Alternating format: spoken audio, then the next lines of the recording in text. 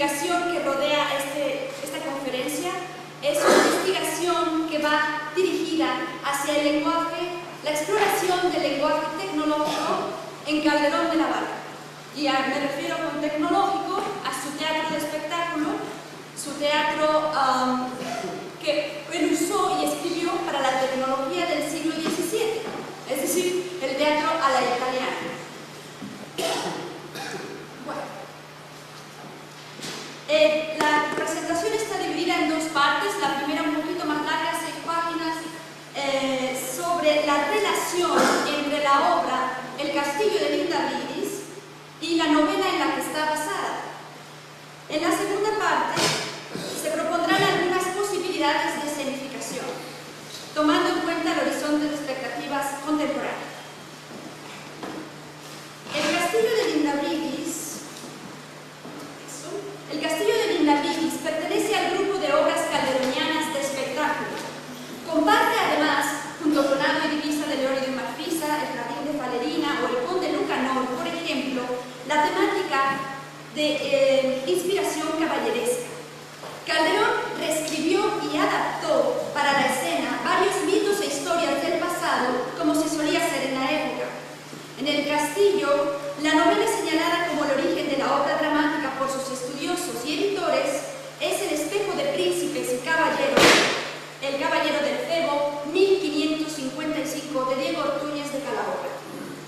Según el editor de este texto, El espejo debió ser muy popular en su época, pues fue uno de los pocos romances de caballería publicados después de 1550 que se reimprimieron. De hecho, ameritó 6 impresiones entre 1555 y 1617, es decir, ya cuando el género había perdido su popularidad.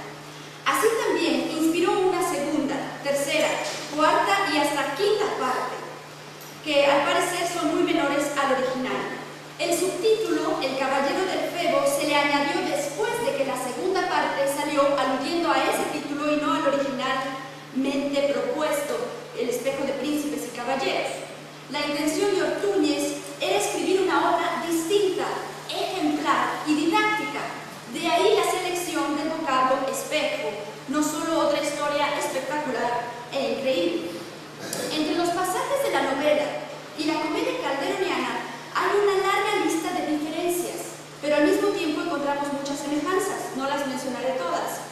Digamos solo que, por ejemplo, la trama y el triángulo amoroso entre Claridiana, Lindabridis y Febo se ve traspasada a la comedia, pero es manipulada de forma distinta, porque en la obra el caballero del Febo no es el líder de la acción dramática, sino los dos personajes femeninos.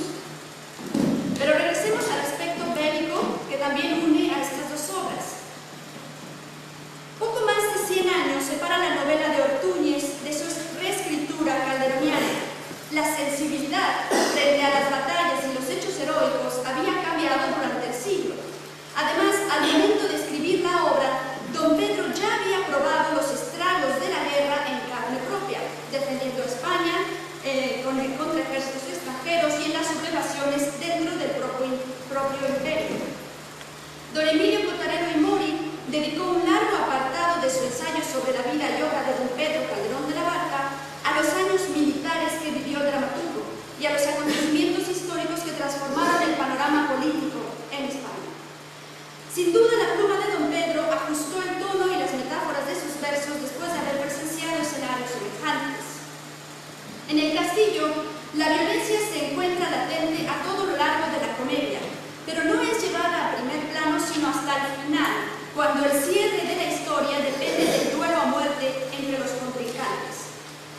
Es fácil percatarse durante la obra de los duelos de espada y de la fuerza brutal del fauno, cuya sola presencia causa alboroto y desasosiego.